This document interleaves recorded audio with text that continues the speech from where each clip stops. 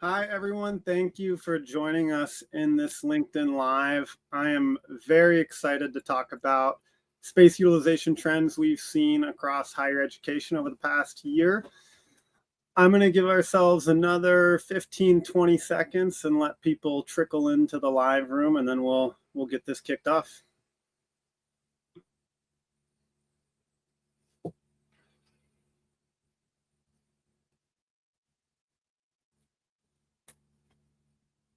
All right, let's do it. I'll start by talking a little bit about the data set that we have here for the Space Utilization Index and all the data trends that you'll see today and in the report that we'll send after this. It's across over 100 different universities, over 40 million square feet of space, and over 10,000 unique spaces that we measure at Occuspace, where we measure how many people are in that space every minute of the day, aggregate all that data up into the report that we will go over today. I'm really excited for this report. Since we started Occuspace, we dreamed of creating a report like this and really providing benchmarking tools to the higher ed industry. So hope that we all get a lot of value out of this. Let me introduce the two panelists from Occuspace I've got on the call today. I'll start with Enid. You can introduce yourself and then jump to Linus. Hi, my name is Enid Marin, and I run customer success here at Occuspace. I'm super excited to jump into this report.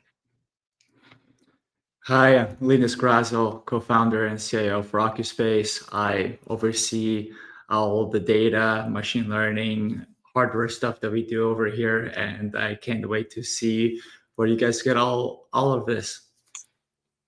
Awesome. And I am Nick Halverson, co-founder, CEO of the company. And I actually want to start by talking a little bit about the origin story because we did start Occuspace when Linus and I were students at UC San Diego. And we originally started it out of frustration of a student problem. I hated how crowded the library was. I spent 20 minutes looking for a seat to study, and I said out loud, man, I wish I knew how busy every floor of the library is. And I thought, well, I also wish I knew how busy the gyms were and the dining halls were. And so I recruited the smartest person I knew, which was Linus. And I said, let's try to figure out how to solve this problem. It'll be a great student project. It'll look good on our resume. It'll help us get real jobs when we graduate. And it took about a year to develop the sensors and the algorithms to go to get to 95% accurate people estimations. And then our senior year, we launched this free app for students at UCSD. I made one Facebook post about it, and on the first day, or by the end of the first week, we had over 10,000 students using this app every day. It went viral on campus. It was really exciting. It blew our expectations out of the water. And Linus and I were like, man, this is going to be a great resume builder. We're going to get good jobs after college now. And then 2 weeks after we launched, the vice chancellor of real estate there called me up, and he was like, Nick, I'm spending $1.2 billion a year on construction, and I have no idea how any of my buildings are being used. Every day I walk through empty office buildings, and then all of those departments later will ask me for more space. And he said, can I deploy you across all of our office space? And you can really help us change how we do space management on campus. And that's when Occuspace became a real company. And 6-7 years later, we're still going. We now work with over 100 universities across the US and Canada.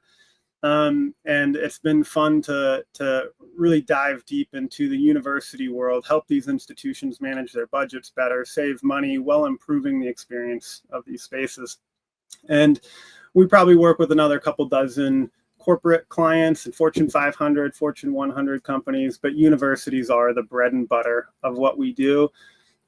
And this is what we designed our technology for. Before we dive right into the data, and I'll hand it off to Enid to walk through that, I want to talk a little bit about what are the use cases that people use space utilization data for. And I'll jump to the low-hanging fruit, which is building OpEx reduction. We see our customers typically saving 30 to 60 cents per square foot annually on reducing building OpEx. This is primarily two different ways that they do this. The first way is optimizing HVAC energy consumption. There's just changing the scheduling of HVAC for your buildings, your floors. And then there's a little bit of a more nitty-gritty way of doing demand control ventilation and actually integrating real-time occupancy data into your building management system, building automation system, and doing demand control ventilation where you can save 50 cents a square foot just on that. The other bucket that we see a lot of OpEx savings is custodial cleaning. We should clean our buildings based on how many people are actually there. If a floor is only 10% occupied for the past week, probably shouldn't take the same amount of time as a floor that's 80% occupied over the past week. It's pretty basic. It's 2025. We should be able to optimize how we manage these buildings, how we service these buildings based on how they're actually being used. And so just changing the scheduling of your custodial cleaning can save pretty significant amount of OpEx as well. That being said, the big bucket of savings is optimizing space management. We all know post-COVID, hybrid work is here to stay. Changing how we allocate space has been a huge trend since COVID. And as we'll get into in the report, our office space in particular is not very highly utilized. So rather than adding leases and building new buildings, you can just improve the current utilization of your space and avoid that construction, avoid new leases, shed existing leases by looking at a department with 80 people, seeing that they maybe have 9 people on average with a peak of 20 people. They don't need 80 desks. And so we're really seeing our clients shift away from the traditional space allocation process of every head count in a department needs a desk, and more towards a usage-based space allocation process that we can talk a little bit about more. But I'll highlight that one customer alone saved $55 million last year in avoided construction costs by looking at all their departments and saying, we're shifting to a use it or lose it space allocation process. You're not going to get desks just based on headcount anymore. It's going to be based on your true need, and that creates a more equitable space allocation process and saves money for the university. And the last part here is what I love is that we can reduce building OpEx. We can have massive building, construction, leasing savings, and we can still do it while improving the experience of these spaces. One thing that we'll see later is that people actually like a space that's a little bit more crowded, especially in an office space. You want that space to be more crowded. People are the main attraction in the office. And so optimizing that footprint makes it feel a little bit more lively and vibrant in the office, and that's a good thing. And some of the savings can be invested into these spaces, new furniture, renovations, and make it a better experience for folks that are in that space. So that's a little bit of what we commonly see from our clients. We're always learning about new use cases and exciting ways people are using the data. But I'm going to stop here. I'm going to hand it over to Enid, and we can start to dive into the data trends. Thank you, Nick. So as Nick mentioned, we'll start on a high level, looking at all of those 10,000 spaces and 40 million square feet. And then we'll dive in that next level more deeply, between different space types. The report after the fact does go even further, and we're excited to hear about your responses. So let's jump in. First off, the first thing that we saw across all of these spaces is there is plenty of room to grow across campuses. And I'll talk first about the metric on the left here. That's average utilization for the first half of 2025, or spring semester of the most recent school year. On average, across all of the spaces that we evaluated, they were only used 20% of the time. So if you think about that 10-person department, only 2 out of the 10 seats are filled on average. Classroom, similar feel. It starts to make you wonder, why am I here if nobody else is showing up, or what am I missing? On the right is the average daily peak utilization. This is an important metric that we'll be talking about throughout this discussion. This is really the key data set that we use in order to plan spaces, because you really want to see those consistent peaks accommodated appropriately. Obviously, when we're on average, even at peaks less than 50% full, that means we've got more space actually than we need. And so that means there's lots of opportunity to improve experiences.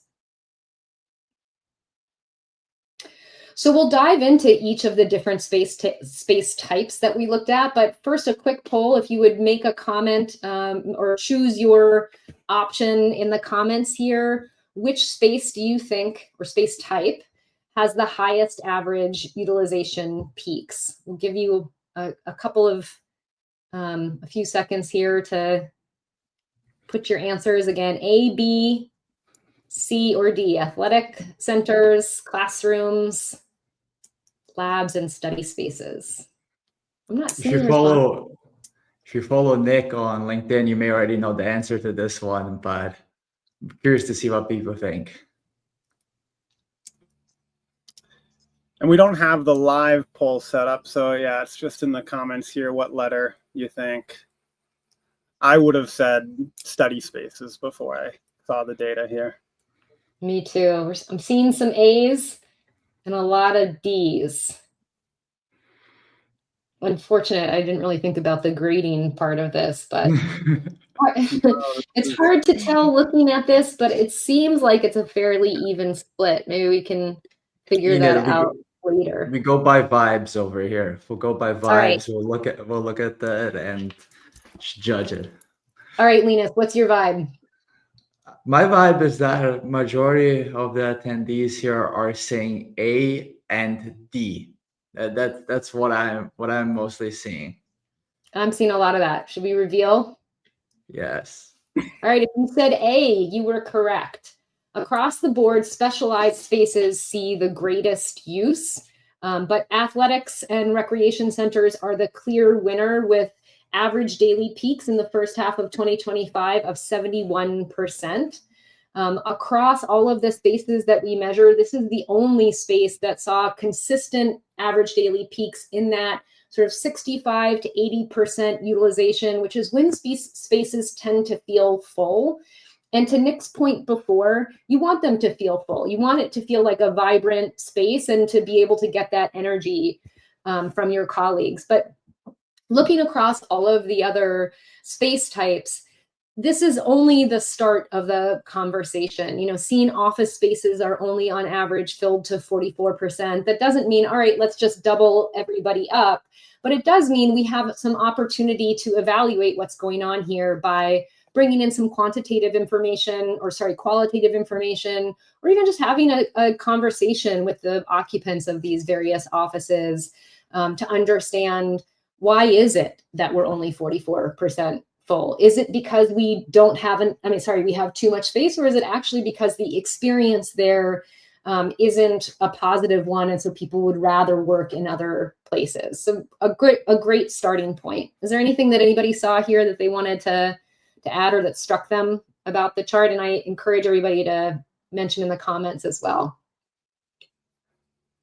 Yeah, I'd love to see if anybody has any ideas. For rec centers, I wonder if it's just a supply-demand issue. I think there's, relative to the number of people that use the space, there's probably the least amount of square feet of rec centers.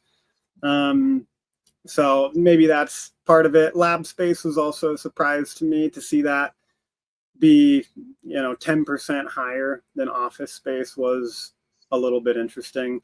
And Maryland, there's a little over 100 universities in the study, a little over 40 million square feet of space, and over 10,000 unique spaces that we measure that are in this data set.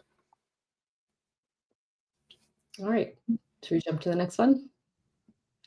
So diving in just that next level, specifically on athletic centers, one thing that was very clear to us is regardless of occupancy, people's athletic routines are consistent. So that dotted line cutting across this chart is dwell time in minutes. And you can see it's pretty steady across every day of the week. People are more likely to go at the start of the week. And I don't know, to me, that sort of reminded me of New Year's resolutions or something, where you start with really good intentions. Maybe it sort of falls off by the end of the week, but when you get there, the time that you're spending is really consistent. I saw somebody made a good point in the comments here that lab work can't be done at home, which is a really interesting point. And I agree with you. I know that was in reference to the last slide. That actually, to me, suggests, well, why then are labs only consistently getting to around 54%? Are our labs too big? Or, is there an opportunity here? But when I looked at this, I thought, well, okay, we certainly don't need to worry about the health of youth in America. The one thing that I would call out is I wonder to what extent this might be impacted, for instance, by sports teams that are required to be there Monday through Friday a lot of times. A lot of really great comments here on different ideas. I could get down a lot of different rabbit holes, but I will answer Jean's question right now. Occuspace is a measurement business. We have sensors that measure how many people are in a space. We can also integrate into Wi-Fi access point data to measure occupancy in that way. So there's a lot of different ways. The central process is we look at Bluetooth and Wi-Fi signal data in the space. Our sensors look like this. They plug into a wall outlet. We see all the phones, laptops, headphones, watches in the area. Our machine learning algorithms get down to a people estimation with over 95% accurate. We have real-time and historical measurement of daily visitors, occupancy, dwell time in all of the different spaces that we measure. Happy to dive into it a little bit more, but this is all our own first-party data we collect via our own technology and platform. And one other thing I'll just quickly say before we advance the slide, and I'll let you comment also, Linus, is just, this is one dimension of the data that we're collecting on rec centers. We see clients also going the next level down to actually isolate specific zones to understand which spaces are most utilized, if there are spaces that are less utilized, because this is a very popular space overall. Maybe it impacts what kinds of new machines or more weights, etc. Whatever it is where people tend to gravitate to try to spread that out and give the best experience across the board. One of our clients commented that the live busyness data that they get from Occuspace, which they make available to their clients on their website, is the most visited page of their website, which of course was super cool to hear. Students really do like to have this information and plan their visits. What were you going to say, Linus? I apologize. I was just going to make a comment that one of my favorite things about this chart is it just proves that humans are creatures of habits, right? Mm-hmm. So even though the athletic centers, rec facilities may not be as occupied on the weekends, people will still spend, their 50 to 60 minutes in that space. You don't see like as significant of a jump in their exercising habits per se, which makes sense, but it's just interesting to see. Yeah. And to answer, I wonder if you actually want to answer, Linus. I could do it, but you're the expert. Lizette's question around considering multiple people with devices connected to the same network. I'll just quickly call out that connection doesn't play a part in our measurement. It doesn't matter if you're connected to Wi-Fi. We are not collecting any PII. We are not tracking any individual person. But Linus, if you want to talk a little bit about why we don't. Right. Yeah. No, you covered it. You covered it well. We don't require people to be connected to the Wi-Fi unless we are looking at our Wi-Fi data as sensors integration. But for multiple devices, we have machine learning models that deduplicate that.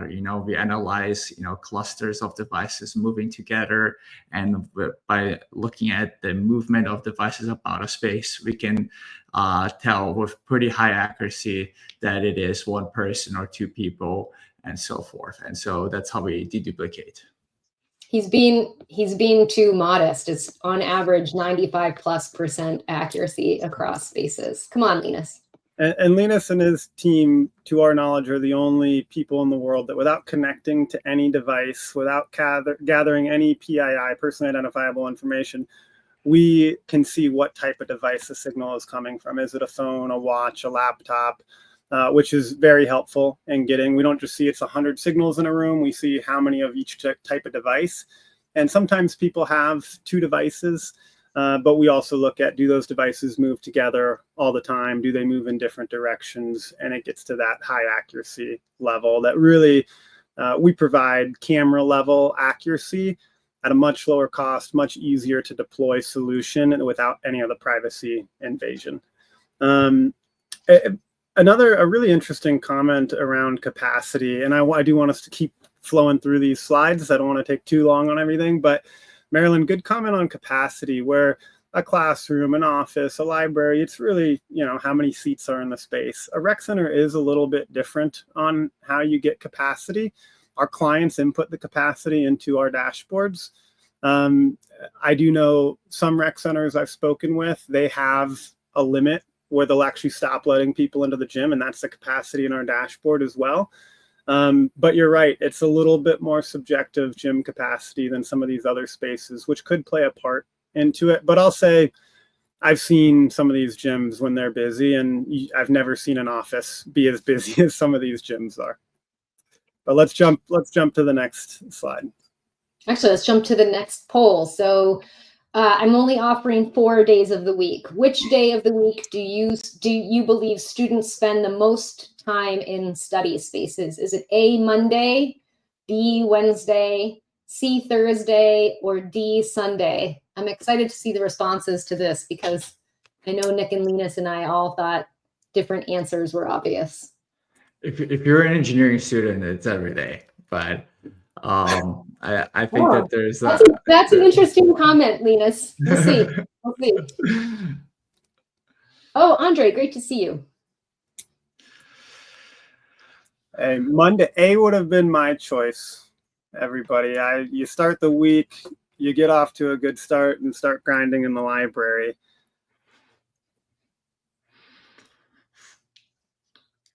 But I'm seeing a lot of DCD.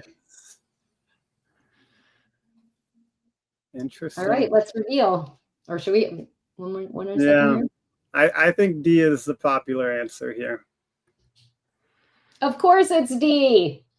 Of course you got to catch up on Sundays. Students are studying every day. They're getting into the library every day. As you can see, the amount of time that they spend in the library is consistent Monday through Friday. It's almost a straight line. And then it jumps pretty significantly on the weekend, getting to about 50% the average on a Monday through Friday. On Sunday, people are really sitting down and hitting the books. I was surprised by the Saturday number, and you can see that fewer people are coming to class probably on Fridays. Certainly fewer people are going into the library, but on Saturdays they're really putting in the hours. I had this quote here on the right. One of our clients, Jason Wright at Georgia Tech Library, mentioned on one of our on a webinar with us last month that was hearing from students, "I want to go where people are not." And that really, to me, resonated or reflected exactly what Nick's experience was when he came up with this concept to begin with. Unlike the rec centers, it actually really does matter how crowded the library is or how crowded a specific study space is if you're going to really hunker down and spend a lot of time there. Yeah, this was definitely not true for me. My Sundays were mostly football watching, but I would get the work in throughout the rest of the week. Kevin, this data is across just over 100 different institutions, about a little over 40 million square feet of space, 10,000 different zones. So quite a good sample size, but not completely exhaustive. Yes, this graph is just of library space. So this is all library space. The bars are the utilization.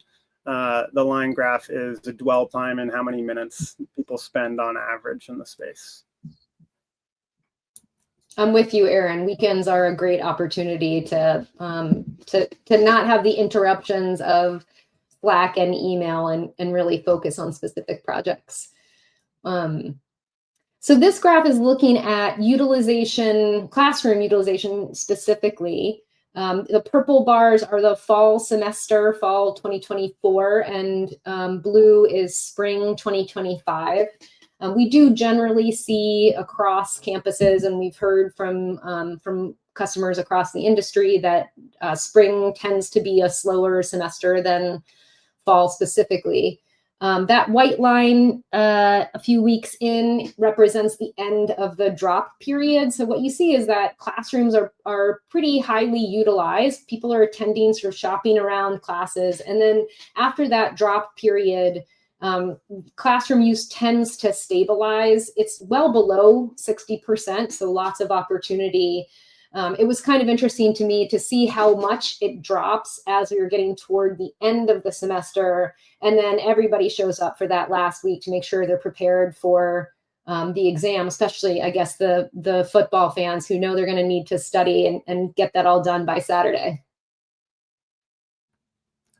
One interesting thing on this chart is I ran the same report 2 years ago, probably, and we will be coming out with this report every 6 months now. We'll have pretty much a fall and a spring version of it.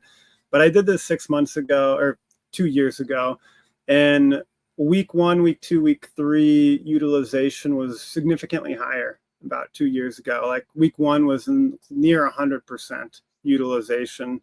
Maybe it's a result of just a bigger data set we have 2 years later and a lot more classrooms that we measure, and it's normalized, but that's an interesting note. And one thing I would love people to kind of help us figure out is how can we optimize classroom utilization? If by 3-4 weeks into the semester, you're looking at 50-60% of the seats in the classroom taken, that feels like there's just ripe room for optimization. But classrooms are a tricky thing to work out because when you have a quiz, a midterm, a final, you still need those seats when everybody does show up. But I feel like this is something I'm really excited to work on more with more clients who are trying interesting ideas like testing studios and things like that, and trying to optimize classroom utilization a little bit more. Eric had a question here. Is there an industry standard for optimal utilization? I think the answer is it sort of depends on the space type. But as a broad brushstroke, between 65 and 80% full, or maybe 70 to 80+% of capacity is when it really starts to feel full without feeling crowded. And again, you do have to look at things like the specific space, the seating, the types of furniture. Sometimes you'll look at libraries, big open sort of tables with lots of seats. Technically, those tables might be able to accommodate 10 people, but you're almost never going to see 10 people seated at that table. You're going to see people spread out, taking up maybe 2 or 3 seats or more. And so we take that into consideration when we're entering things like the capacity or how much will feel full to get a utilization percentage that makes sense for each individual space. Yeah, Office Space, Eric, has the most standardization of this. Typically, corporations, universities, they want to see that average daily peak be somewhere between 70 and 90% in an office space. A lot of other spaces, like Enid said, it really depends on the furniture type, the space type, what goal you have in the space. Like Enid said, a collaboration area with a bunch of open desks in a library will probably never have more than 70% of the seats full. Individual carrels in a library could have 90-95% of those seats full. And Aaron, you make a really good point here in the comments around the inventory being set.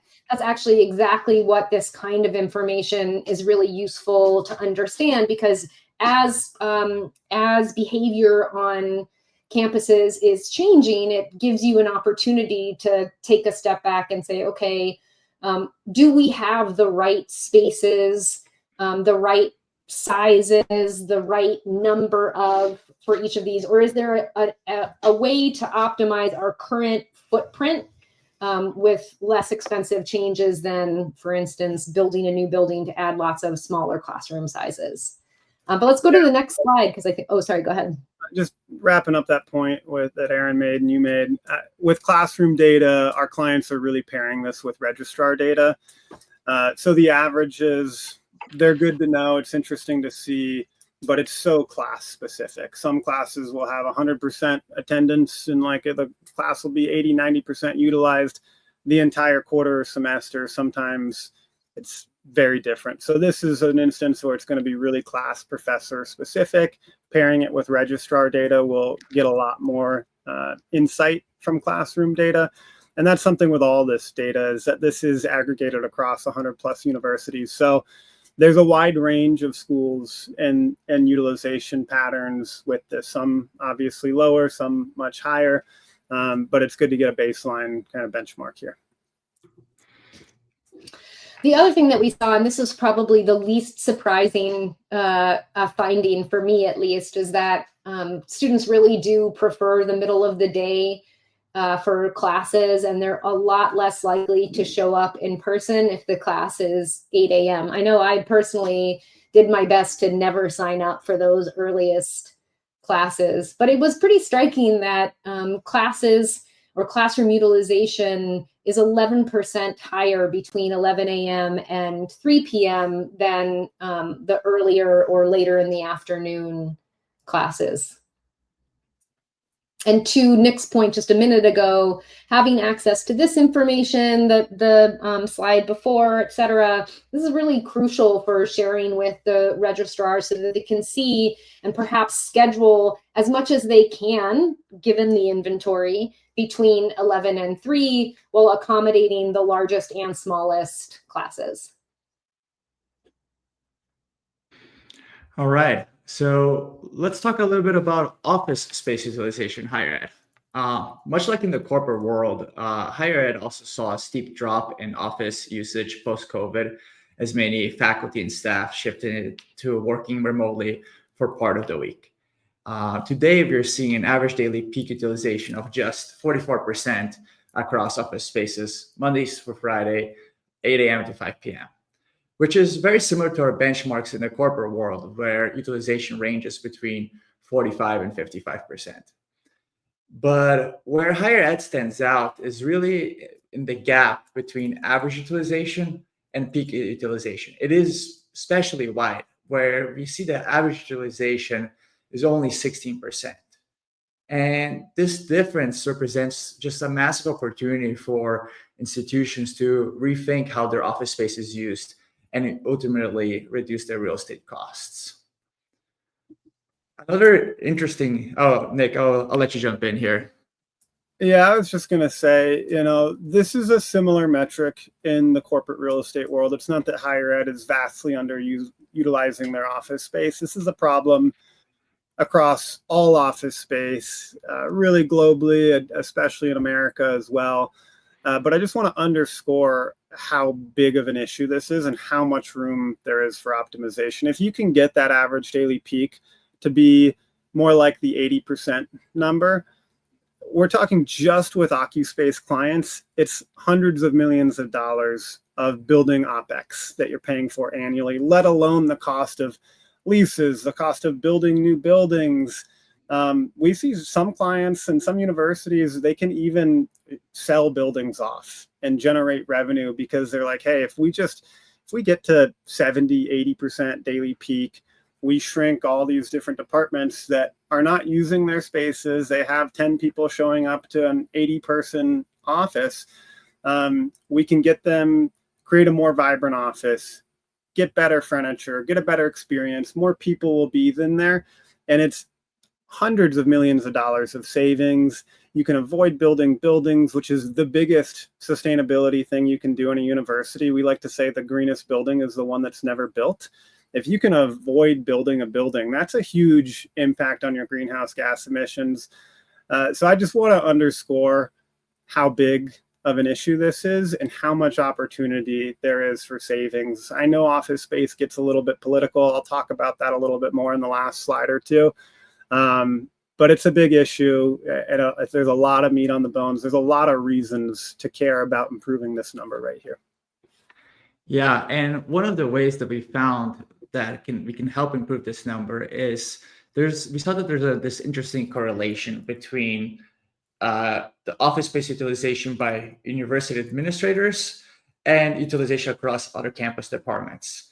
Time and again, we saw that when the administration changes its approach, the rest of the campus tends to follow. So a 10% increase in utilization within the administration, whether it is by reallocating space across teams or adjusting desk assignment ratios, correlates with an average 16.5% increase in utilization across other departments.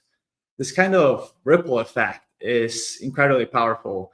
And I personally find it very exciting to see this pattern of like leading by example that university administrators have an impact on.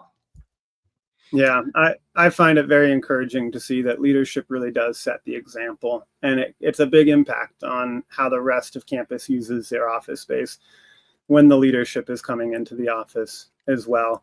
And Tiffany, real quick, I'll answer your question. How do you differentiate between staff and faculty? It is political. Our sensors don't actually know who is in the space. We don't know, are they staff or faculty, but obviously those spaces are allocated and assigned to staff and faculty. It's no secret that you're going to get a lot more pushback in faculty spaces. Some clients will first roll out this data into administrative staff spaces, get some wins, use those as case studies, and then get it to faculty. Some clients will say, hey, we need to be fair across all of our space and all of our people. We're not going to do something to the staff and not the faculty. Occuspace works hand in hand with all of our clients, not just in providing data, but in working with them in terms of communication, rollout, doing town halls. What's the specific language that you can use to make sure we get the message across to staff and faculty of what is this program? How are we not infringing on your privacy? How do we protect that privacy? How's the university going to make decisions where you don't have to be afraid that you're just going to show up one day and your desk is going to be gone? It's going to be a conversation. And we just want to make sure that there's an equitable way to manage campus resources and keep the goal of the university in mind.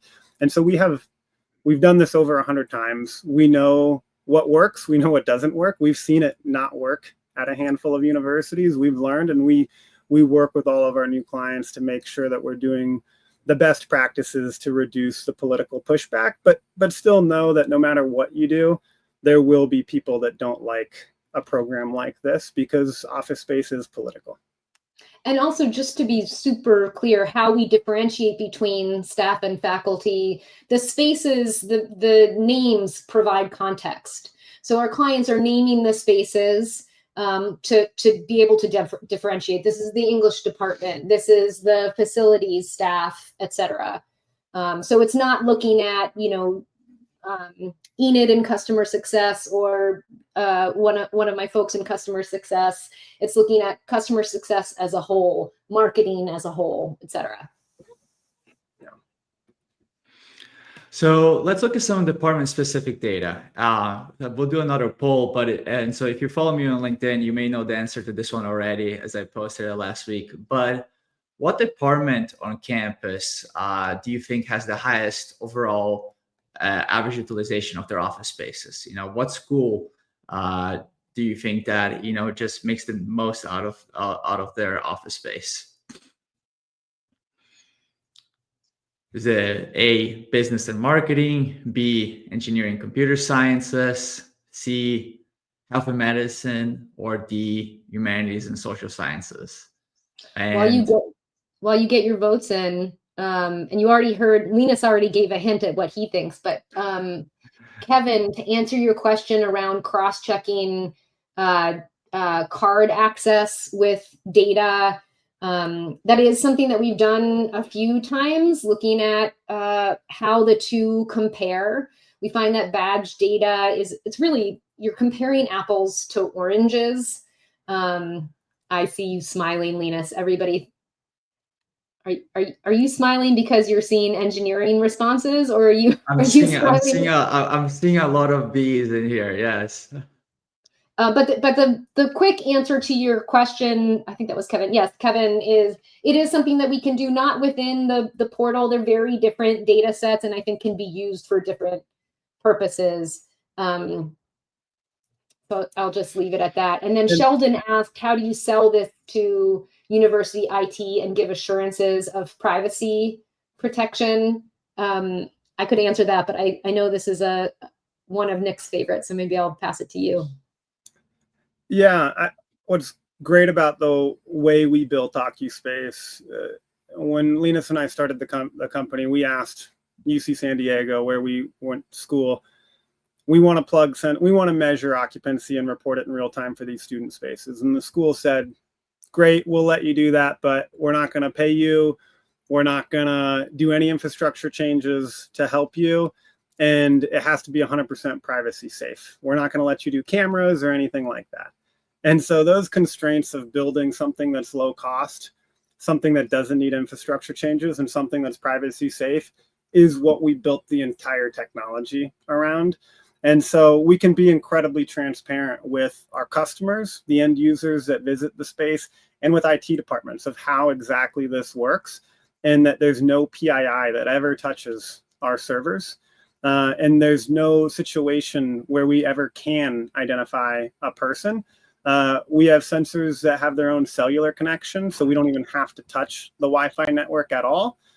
We can use Wi-Fi access points kind of as sensors and do that integration if the university IT department chooses to kind of invest that time and do that integration. Or our sensors can connect to EduRoam or any other network. But we walk them through, this is all of the data that we see. This is what we capture. This is how we handle the data. And we've been vetted by numerous, universities, federal government, corporations, and we've been able to not only get through IT, but I would say in general, IT actually loves us versus the alternatives that are out there in the market. That was exactly the point I want to underscore, Nick, was just we've gotten that feedback before that IT tends to be our biggest supporter once they take a look because of the combination of privacy, but also accuracy of our approach. So And should before, go ahead. Sorry, Enid, you can finish that. I was just going to say that on the comments, my vibe is most people guessed B or C. But I want you to. B or C. All right, before we show the results, I want to address Sarah's comment real quick. Sarah asked, are you seeing institutions make changes to office allocations for faculty members to reflect actual usage rates? Are they changing how they are assigning private offices? Sarah, yes. The answer is yes, but not to all of our clients. This is a little bit of a crawl, walk, run. How much support do you have from leadership at the university? Because this is going to, cause some ripple effects, and there will be political pushback. But our customers that are pushing the envelope the most and really prioritizing equitable space allocation and optimizing their space, they're moving to that use it or lose it space allocation model, that whether you're faculty or staff, we are going to look at generally a department level. We're not looking at the individual desk or the individual office, but at the department level, if we see IT has 80 desks and 9 people show up every day with a peak of 20, we're going to have a conversation with that department, talk about what do they need, how can they best use their offices. But if they truly don't want to come back fully in the office, and this is the steady state that they're going to see, they're going to shrink them from 80 desks down to maybe 25 or 30. And they'll do the same thing with faculty departments as well. And they'll have the faculty shift to shared desks. And there's a lot of things you have to think about when you do that. What are the faculty going to do with their books and their materials? And are you going to have lockers? And it's not just a simple decision, I'll give you that. But we are seeing institutions move in that direction. Faculty space is lower utilized than administrative staff space. So now, go ahead. I was going to say, let's get back to the poll. Let's get back to the poll. Let's get back to our what the people want to see, right? So, which department makes the highest, best utilization of their office space? If you said humanities and social sciences, HSS, you're right. Now, I'll be honest. When we first pulled this data, I was surprised.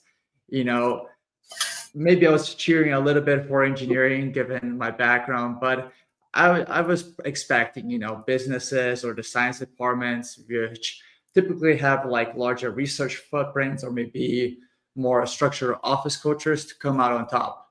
But no, it was HSS. And what I found even more interesting is that while HSS, Humanities and Social Sciences, edges out others, the margin itself really isn't huge, right? In reality, no department is dramatically outperforming the rest. This tells me that low space utilization isn't an isolated issue tied to one kind of academic work. It's shared campus-wide. It's a campus-wide pattern. And I think that's important to acknowledge because it means that there's this opportunity for change that isn't siloed to just one group. It's an institution-wide challenge, which means there's an institution-wide potential. Ian, what do you think? Well, first of all, I was not, as a psychology major, I was not at all surprised to see that the social sciences are making the most use of their space. But truly, when I look at this, the headline to me is there's opportunity across the board. And also, specifically, this means we need to actually have that next conversation with each of these departments to understand why this is happening the way that it is. Are the spaces that have been assigned to engineering and computer sciences, for whatever reason, just not accommodating or conducive to the work that they want to do when they are in the office? And sort of the flip side of that, what things can we do to improve experiences? Or is this actually truly a matter of, maybe I'd rather actually give up an assigned space if that means that I only need to come to campus 2 days a week when I have classes, and I can really maximize my time while I'm on campus to meet with students, teach my classes, and use my office, but otherwise save myself the commute and work in silence at home. Yeah, I'll underscore that Occuspace, we provide data to our clients. We also really get to learn from all of our clients of what are they doing with the data, what are the best practices in the space. But ultimately, we ourselves, we don't give you all the answers. What I like to say is Occuspace doesn't give you all the answers to these questions, but we help you ask the right questions to the right people. And so, like Ian had said, this is really data that you can use to start a conversation with different departments about how can your space best serve you? How do you want to work? And I wrote a blog post a month or two ago, maybe, that talked about the top 4 incentive programs that were getting staff and faculty to help get on board with desk sharing and getting rid of their individual desks. There's a lot of interest, and none of those were my own idea. These are ideas I've heard from our clients. Some schools are just like, hey, you can either work remote and give up your assigned desk, or you can be here at least 4 days a week and keep your assigned desk. And they just say that's the trade-off.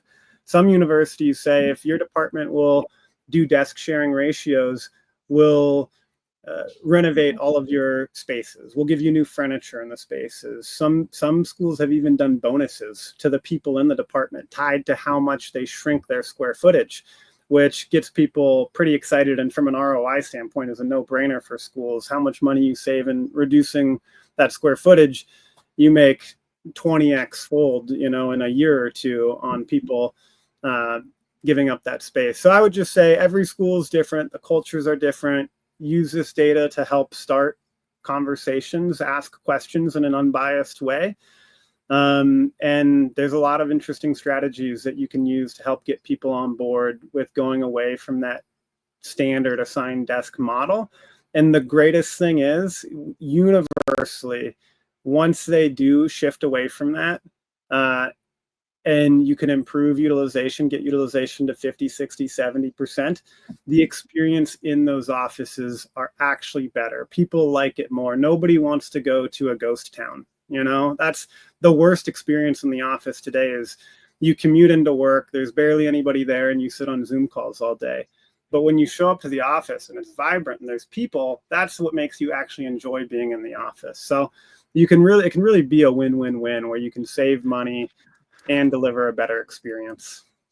Yeah, and the flip side of it, making some of these changes without having access to data, without having conversations to provide context is, as I experienced back in my corporate life when a change was made clearly just to reduce space without any thoughts about how people work, and what we truly need in order to be successful. It's a culture killer to just make those decisions in a vacuum. But having access to third-party objective data to really understand what's happening and then enable that collaboration, enable people to make the most of the space when they are there is the reverse. It's a culture builder.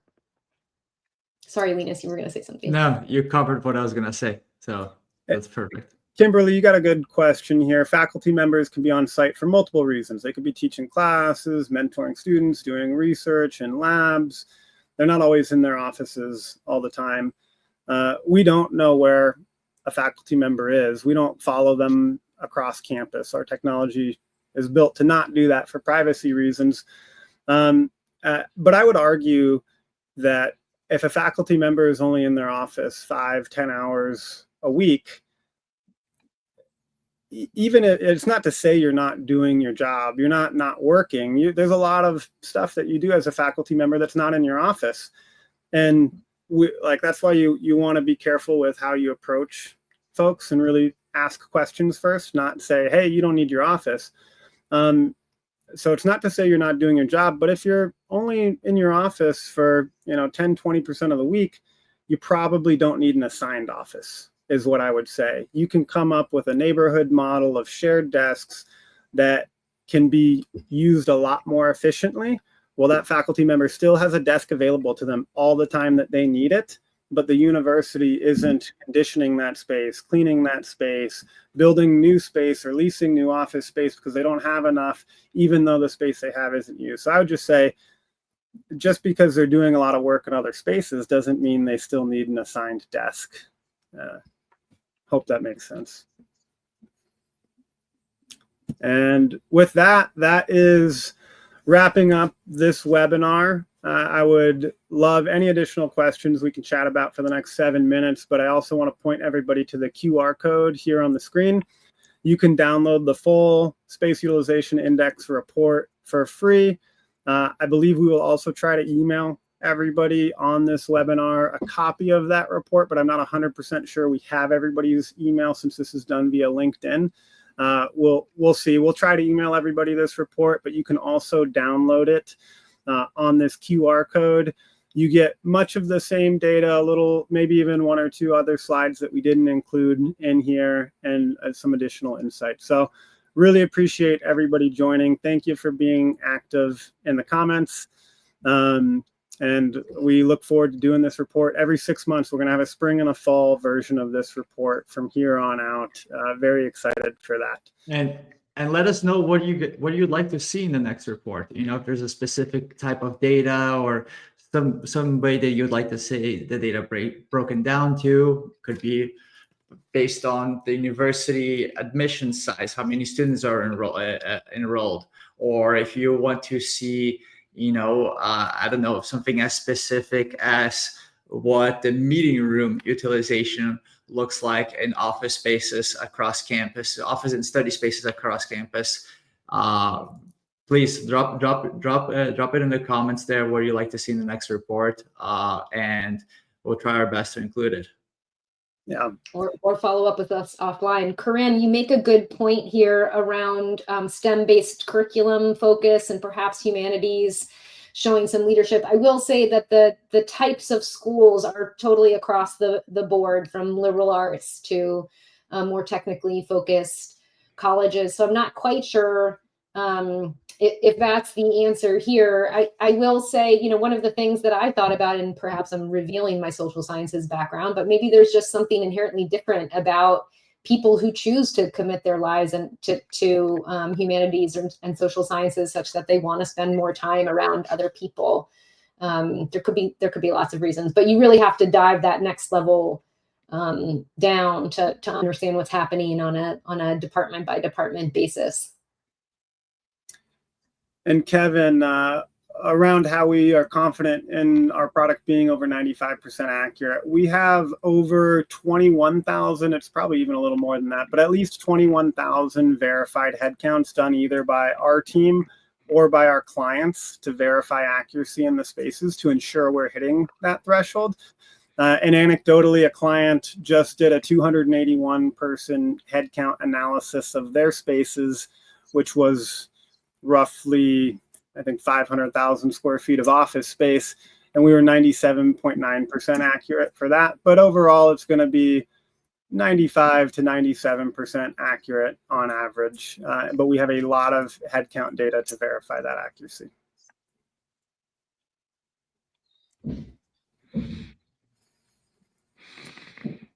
All right. If there's no other questions, thank you guys so much. Really appreciate all of the engagement in this. Thank you for showing up. And I just love being a part of the higher ed community ever since we started this company. And looking forward to meeting more of you, talking to more of you. Always would love any comments, questions, message any of us directly over email, over LinkedIn. We'd love to chat about your spaces, your ideas for other data sets that would be interesting to benchmark. But thank you for showing up today. Thank you. Thank you. Have you ever wondered how your office space is actually being used? If you knew, could you optimize or even reduce your real estate? Get to know Occuspace, the only infinitely scalable, instantly deployable, privacy-first occupancy measuring solution that shows you what's going on so you can stop guessing and start knowing. This simple plug-and-play format requires zero infrastructure changes. Easily capture reliable data to optimize space allocation and design, improve employee experience, and reduce costly unused spaces. Occuspace can measure utilization for a single office floor or across your entire real estate portfolio. Your data is always accessible. With a glance at your dashboard, through digital signage or seamlessly integrated to any third-party platform via API. Occuspace, the simplest, most cost-effective way to stop guessing and start knowing.